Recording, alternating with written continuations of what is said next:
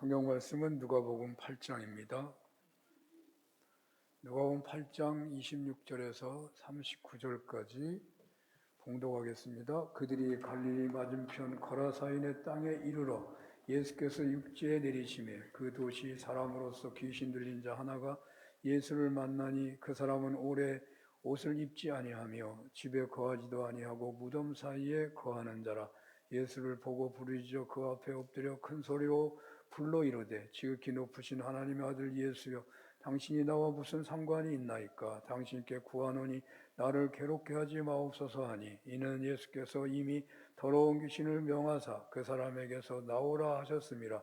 귀신이 가끔 그 사람을 붙잡음으로 그를 쇠사슬과 고랑에 매어 지켰으되 그 맨 것을 끊고 귀신에게 몰려 광야로 나갔더라. 예수께서 네 이름이 무엇이냐 물으신즉 이르되 군대라 하니, 이는 많은 귀신이 들렸음이라. 무적행으로 들어가라 하지 마시기를 강구하더니 마침 그곳에 많은 돼지떼가 산에서 먹고 있는지라 귀신들이 그 돼지에게로 들어가게 허락하심을 강구하니 이에 허락하시니, 귀신들이 그 사람에게서 나와 돼지에게로 들어가니 그 떼가 비탈로 내리더라. 호수에 들어가 몰살하거늘 치던 자들이 그 이루어진 일을 보고 도망하여 성내와 마을에 알리니, 사람들이 그 이루어지는 일을 보러 나와서 예수께 이르러 귀신 나간 사람이 옷을 입고 정신이 온전하여 예수의 발치에 앉아 있는 것을 보고 두려워하거늘 귀신이 들렸던 자가 어떻게 구원을 받았는지를 본 자들이 그들에게 이르매, 거라사인의 땅 근방 그 모든 백성이 크게 두려워하여 예수께 떠나가시기를 구하더라. 예수께서 배에 올라 돌아가실새 귀신 나간 사람이 함께 있기를 구하였으나 예수께서 그를 보내시며 이르시되 집으로 돌아가라. 하나님이 내게 이렇게 큰 일을 행하셨는지를 말하라 하시니, 그가 가서 예수께서 자기에게 어떻게 큰 일을 행하셨는지를 온 성내에 전파하니라. 아멘. 누가복음 8장 26절에서 39절 본문으로 예수님보다 귀한 것은 없다 라는 제목으로 주님의 말씀을 증언하겠습니다. 인사 안 했네요. 옆에 사람 손잡고 인사하겠습니다. 주의 이름으로 사랑합니다.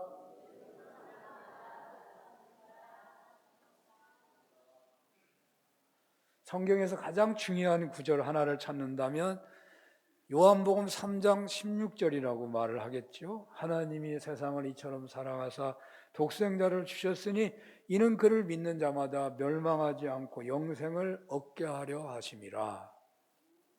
하나님의 우리 죄인을 향한 사랑이 당신의 독생자를 주시기까지 하신 사랑이고, 그 사랑이 실현되어 이 땅에 오셨고 모든 죄인들을 구원을 위하여 십자가 지시고 부활하심으로 그리스도가 되셨고, 그리하여 어떤 사람이든지 바로 이 사실대로 예수님을 믿기만 하면, 예수님을 그리스도로 영접하고 따르기만 하면 영생을, 구원을 얻는다는 것입니다.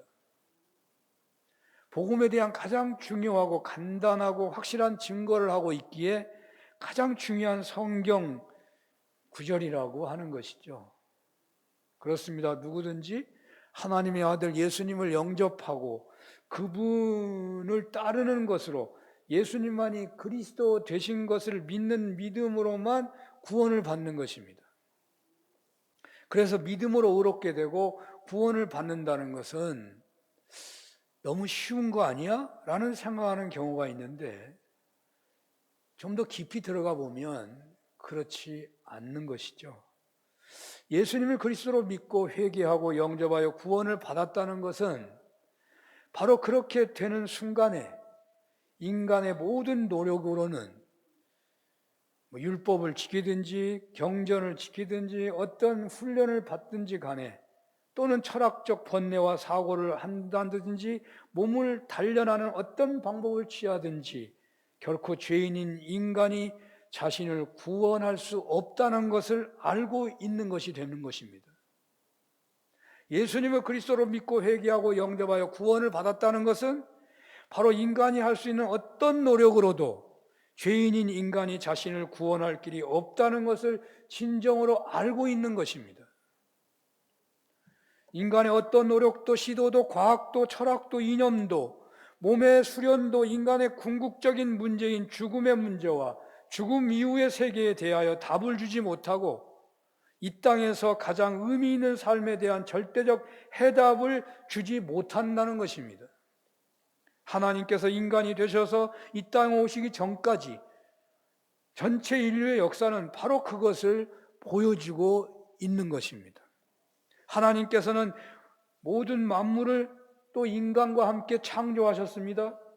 우주의 시작을 138억 년 전이라는 최근의 학설도 있는데 성경을 문자적으로 받아들인다면 1만 년 전쯤 된다고 생각할 수 있죠. 성경이 과학 교과서가 아니기 때문에 현재의 과학적인 내용이 담겨 있지는 않지만 그래서 창조 과학자들과 진화론자들의 주장이 서로 다르고 있지만 이 두 가지의 그 이론을 우리가 사실은 확실하게 모든 인류가 믿는다고 말하고 있지 않기 때문에 이 두 가지 이론을 우리가 받아들인다면 이 진화론자들이나 창조과학자들의 연대는 실상은 다른 것이 아니고 똑같다고도 할 수 있는 것이죠. 이 쌍방을 이해하는 차원에서 살핀다면 성경에서의 하루는 진화론자들이 주장하는 우주 기원의 10여억 년의 기간과 같다고 보면 연대가 문제가 되지 않죠. 하루가 뭐 10몇억이라고 한다면 일주일이 되면 138억 년이 되는 거거든요.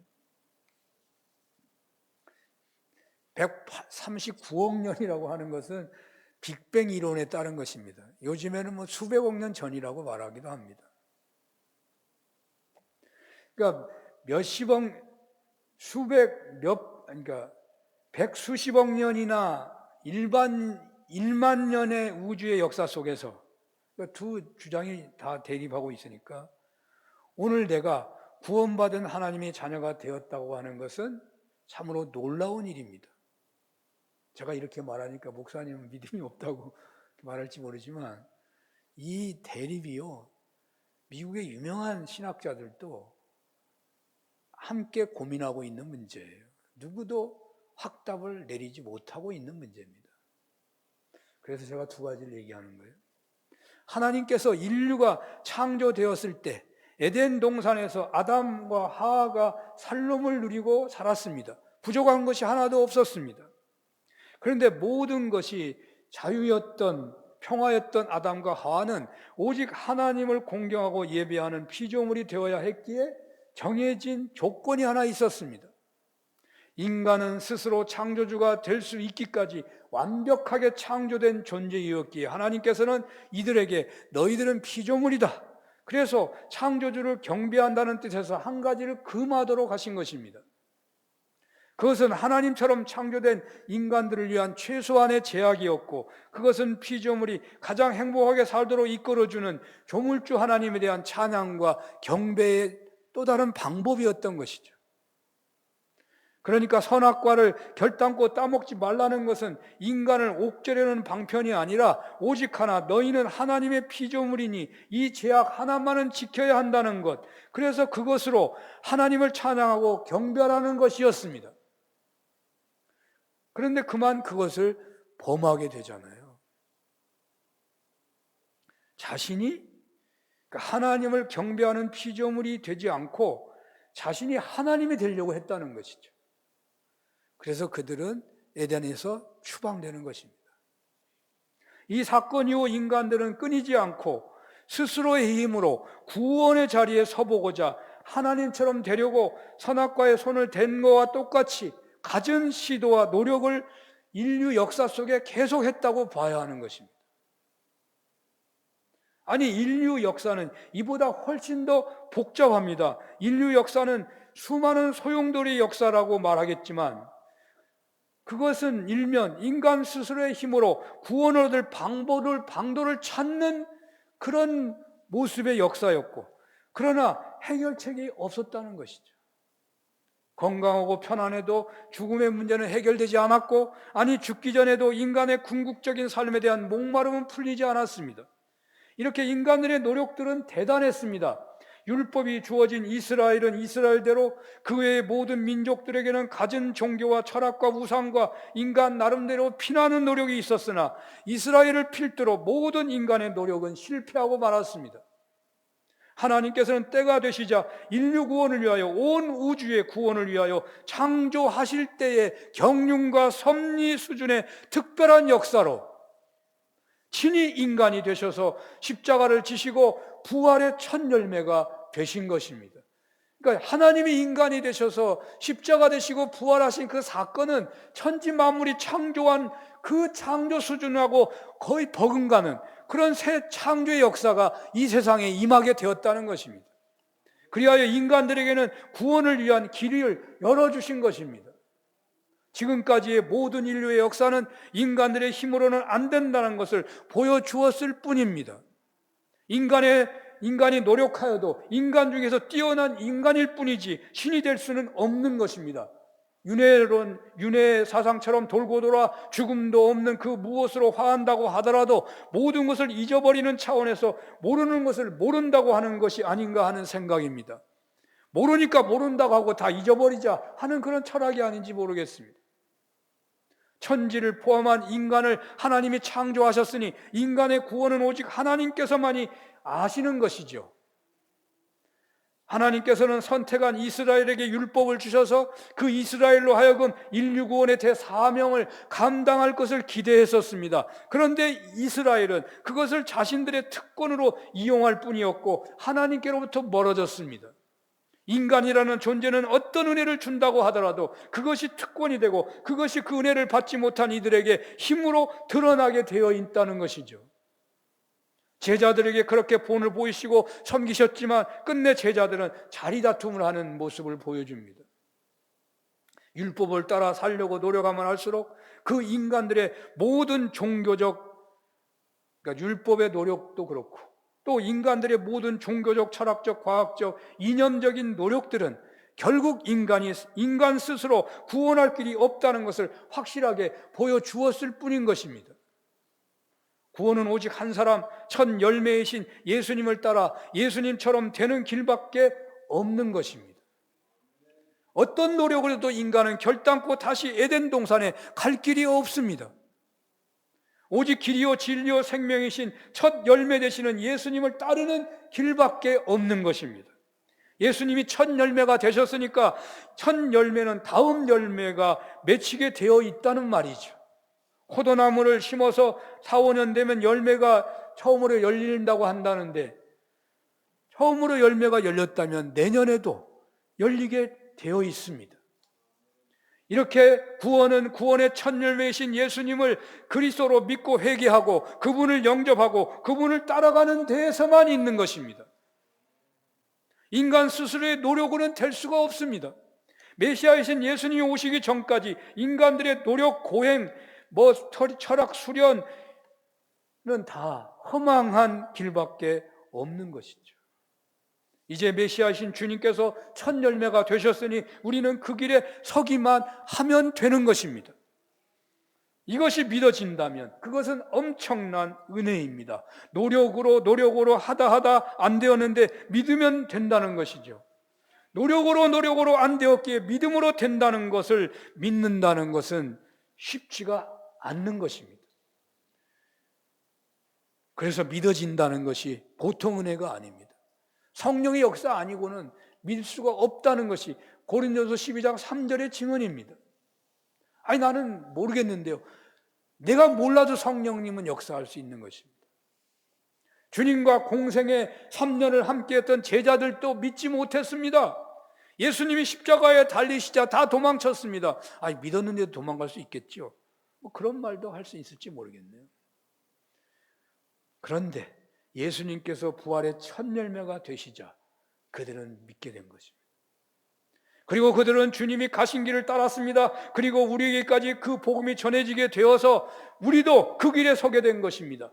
내가 가진 것 모든 것을 다 주어도, 아니 이 세상에 있는 모든 것을 대가로 지불한다고 하더라도 인간의 노력으로는 결코 살 수 없는 그 구원을 믿음으로 받았다는 것은 사람에게 있을 수 있는 최고의 기적이고 최고의 축복인 것입니다.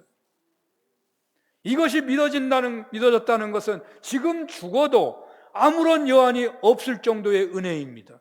이것이 믿어진다는 것은 자신의 전생애를 무로 돌려버린다고 해도 아깝지 않을 정도의 은혜인 것입니다. 이것이 믿어진다는 것은 자신이 소유하는 것 모든 것을 다 잃게 된다라 하더라도 그렇게 분노하지 않는 은혜인 것입니다. 그래서 이 은혜를 받은 신앙인이 어떻게 사느냐면 기뻐하며 살고 감사하며 살게 되는 것입니다. 항상 기뻐해서 찬양하며 살고 어떤 경우에도 하나님께 감사가 식지 않는 것이죠. 그리고 예수님이 고난을 당하신 것처럼 견디기 어려운 시련 중에 있다면, 그래서 찬양이 안 되고 감사가 안 되면 어떻게 하라고요? 기도하라는 것이죠. 신앙인의 모습이 바로 이러해야 하는 것입니다. 사랑하는 여러분, 여러분들은 신앙인이 되신 이후에 기뻐하는 생활이 되셨습니까? 그 기쁨과 찬양이 여러분의 삶에서 어느 정도였고 지금은 어느 정도이십니까?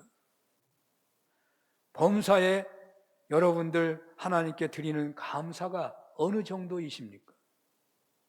감사가 없고 기쁨과 찬양이 없다면 믿음으로 값없이 구원의 길에 선 그 은혜를 생각해 봐야 할 것입니다. 범죄하기 전에 아담 하와의 모습을 그려보시기를 바랍니다. 범죄하기 전에 아담과 하와의 모습, 그들은 기뻐하고 평화가 넘치고 감사가 차고 넘치는 매 순간 아니었겠습니까? 여러분들의 구원은 바로 그런 모습으로의 회복인 것입니다. 세상의 삶이란 환경에 따라 기뻐하기도 하고 또 짜증내고 미워하기도 하며 사는 것이지, 주어진 조건에 따라 감사하기도 하고 무관심하기도 하고 화를 내기도 하는 것이지 라고 하며 혹 이렇게만 살고 있으시다면 그것은 신앙생활이 아닐 수 있습니다. 내 식대로 사는 것이지, 자기가 내 식대로 사는 것은 뭐예요? 자기가 하나님인 거예요. 내 식대로 사는 것은 내가 하나님인 거예요. 감사가 식었다면 기도하셔야 할 겁니다. 기쁨과 찬양이 사라졌다면 회개해야 할 것 같습니다. 신앙인으로서 정상이 아닐 수 있습니다. 감사와 찬양이 회복될 때까지 기도해야 합니다. 성령님의 역사를 사모해야 할 것입니다. 빌립보 감옥에 매를 맞고 갇혔던 바울과 실라는 감사와 찬양을 했다고 하잖아요. 그런데 저는 좀 상상을 해보면 틀릴 수도 있고 맞을 수도 있어요. 이런 상상은. 매를 맞고 그냥 피가 쏟아지고 있고 막 쑤시는 데가 많은데 깊은 감옥에 들어가자마자 찬양하고 기도했다, 감사했다. 그거보다는 아마 너무 힘들고 아프니까, 너무 억울하니까 아마 기도하지 않았을까. 성령님의 도우심 아래서, 기도하는 가운데 성령님의 역사 안에서 그들도 찬양하고 감사하게 되지 않았겠습니까? 그런데 이런 경우도 있는 것 같아요. 아프리카 어린이들이 다이아몬드 가지고 공기놀이 했다는 선교사들의 보고가 있더라고요. 예수님을 그리스도로 믿고 회개하고 그분을 영접하고 그분을 따라가게 된 믿음의 은혜가 이 세상 만물 창조가 되는 것만큼이나 놀라운 역사의 결과가 자기에게 임했다는 것을 안다면, 믿기는 믿는데 이걸 잘 몰라가지고 그냥 누구나 다 받는 것이구나 라고 생각한다면 감사하지 않을 수도 있고 기뻐하지 않을 수도 있다는 거죠. 자기가 받은 은혜가 얼마나 어마어마한 것인가를 안다면 감사하고 기뻐하지 않을까. 몰라서도 그럴 수 있다는 거죠.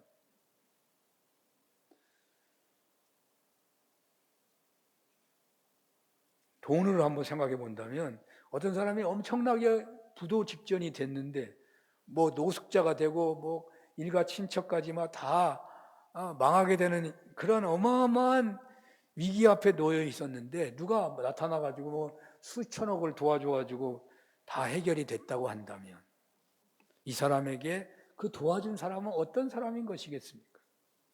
있을 수도 없는 일이지만 만약에 사실로 그런 일이 있다면 그런 은혜를 베풀어 준 사람을 찬양하고 감사가 매일 있지 않겠습니까? 창조주께서 직접 우리 개인의 구원을 위하여 이 세상에 오셨습니다. 친히 십자가를 지시고 죽으셨습니다. 사흘 만에 부활하셨습니다. 성령님이 강림하셔서 믿는 자들의 전도를 통하여 우리도 그 역사를 믿고 받아들이게 하셨습니다. 우리가 믿고 받아들이게 할 때에 그 역할을 했던 사람들이 뭐 적당히 말만 했는데 우리가 믿었다고 생각하면 곤란합니다. 그들의 희생이 얼마나 대단한지 모릅니다.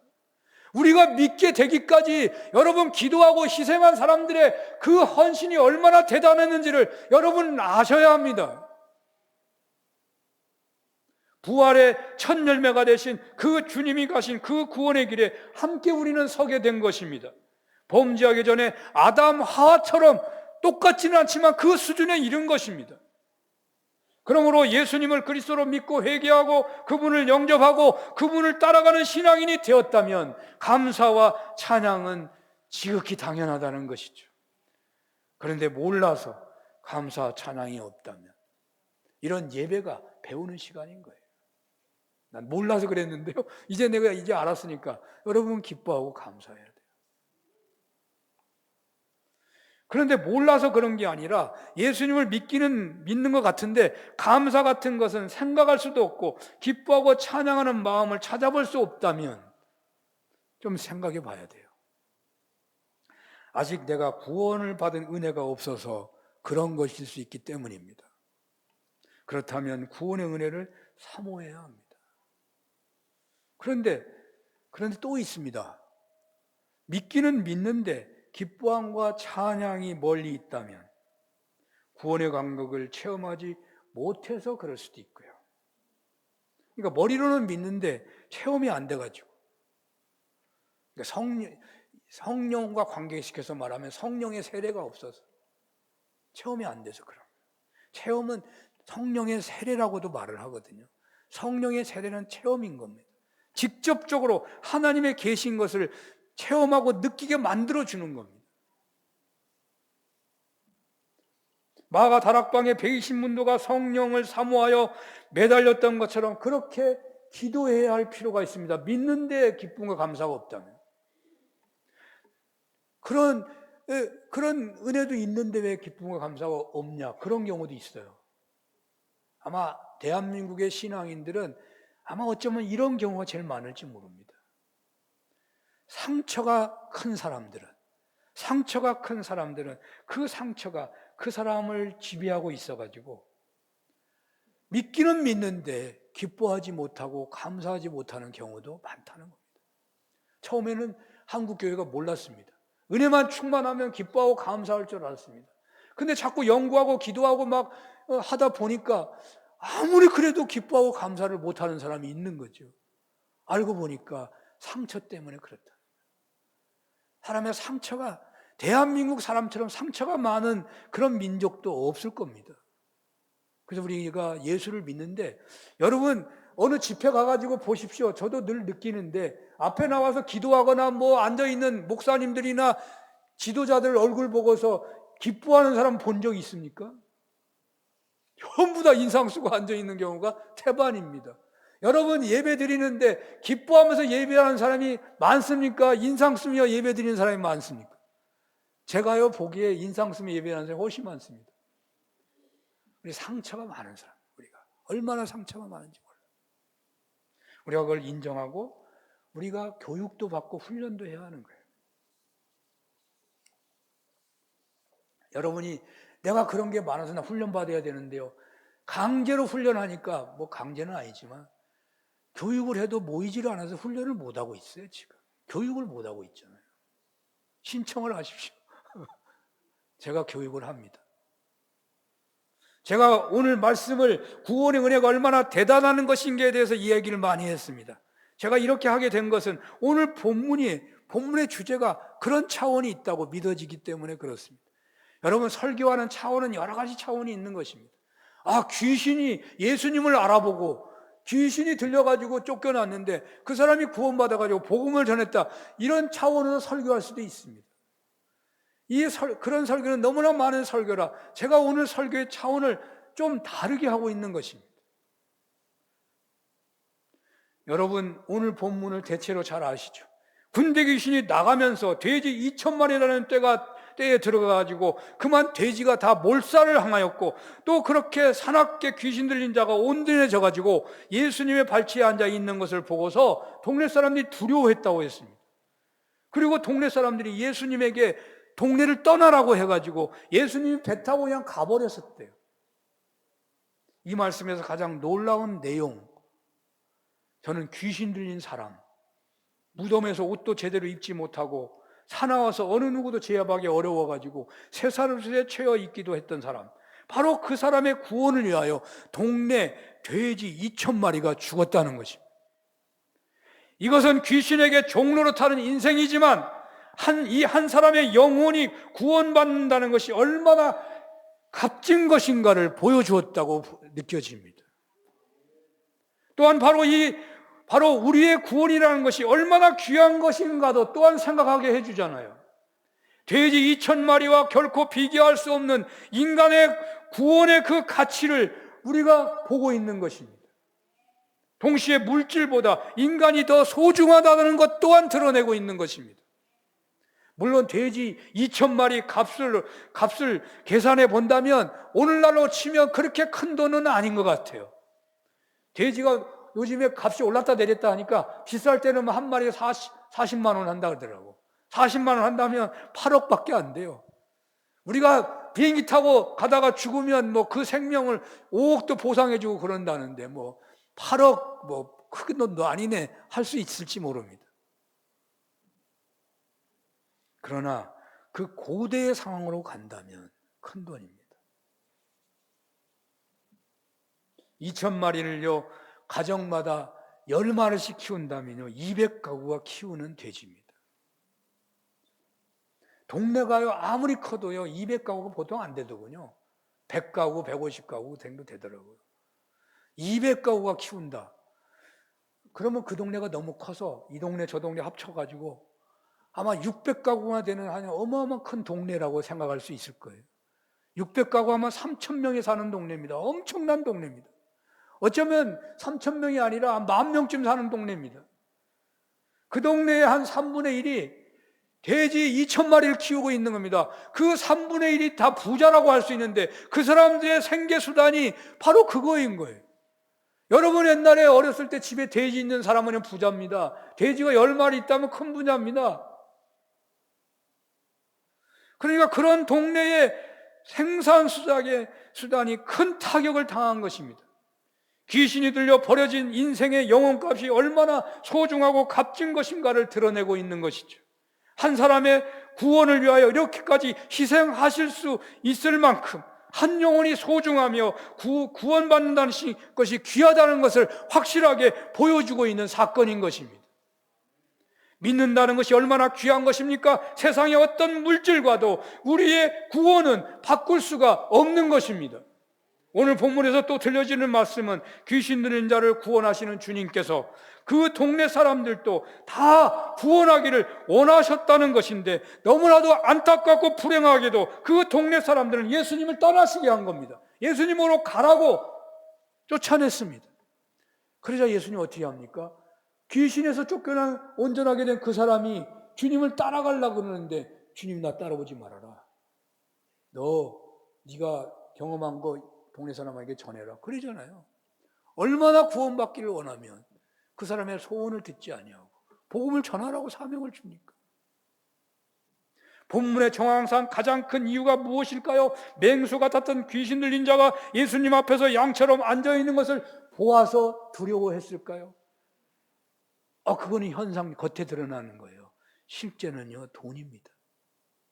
겉에 드러나는 거하고 돈하고 많이 차이가 있어요. 2,000마리가 몰살당한 것 때문에 떠나라는 거 아니겠습니까? 그렇습니다. 주님께서 분명하게 말씀하신 것처럼 돈과 하나님은 동시에 섬길 수 없다고 하셨는데 본문은 바로 그런 한 예가 되기도 합니다. 동네 사람들은 주님을 영접할 절호에 기여했습니다. 그들이 보더라도 결코 온전한 사람이 될 수 없는 한 사람이요 완전히 건강하고 온전한 사람이 돼버렸는데 그 기적 앞에서 얼마나 놀라운 일이겠습니까? 그리고 그 많은 사람들이 이제 그 기적을 똑같이 체험할 그런 기회가 온 거 아니겠습니까? 그런데 돼지떼의 죽음 앞에서 그만 주님을 쫓아냈고 그들은 예수님을 영접할 기회를 놓쳐버리고 만 것입니다. 우리가 신앙생활에서 어려움을 겪을 때가 있는데 그것은 너무 바쁘거나 또는 고난이 크거나 하면 신앙생활에 지장을 받을 수가 있습니다. 그런데요, 바로 이런 이유들은 자세히 보면 그 대부분 돈과 연관되어 있는 것입니다. 왜 어려운 것입니까? 여러분, 어려워도 돈을 2배, 3배로 번다면 그건 어려움이 아니라고요. 혹시 아프다고 하더라도요, 2배, 3배, 4배로 돈을 번다면 그 아픔 짊어질 사람 있다고요. 아파서 돈이 나오고요, 어려워서 돈이 나가니까 더 힘든 거 아닌가요? 그래서 힘든 겁니다. 그래서 힘들어요. 바로 이러한 이유 대부분이요, 돈하고 관계되어 있습니다. 교회 공동체 일이라고 하더라도 아닐 것 같죠? 교회에서 하는 일은 전혀 아닐 것 같다고 생각할지 모르지만 다 관련이 있습니다. 교단이 왜 갈라지고 이단이 왜 갈라지고 그런지 아십니까? 돈하고 관계되어 있습니다. 다 까놓고 보면 돈하고 관계가 있습니다. 교회, 왜냐하면 세상이 돈 중심의 세상이 되어버렸기 때문입니다. 20세기 최고의 설교가로 알려진 스펄전은 진정한 회개는 주머니 회개라고 말했습니다. 주머니가 회개하기 가야, 거기까지 가야 다 회개한 거라고 얘기했습니다. 당신이 가진 것 모두가 다 하나님의 것이라고 하는 그 고백에 이르기까지 회개해야 한다는 말입니다. 하나님과 물질 사이에서 머뭇머뭇하면 주일 성수나 11조나 감사 생활하기 어려울 것입니다. 오늘 본문을 좀 강하게 해석해 본다면 물질을 따르면 주님을 영접할 수가 없습니다.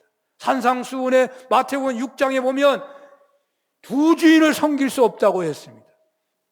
예수님이요, 세상에 물질을 당신하고 동급으로 놓고 있습니다. 물질이 신이 될 수 있다는 말을 하고 있는 것입니다. 두 주인, 한 주인은 하나님이고 한 주인은 물질 아닙니까? 물질이 있는 곳에 마음이 있다고 하셨습니다.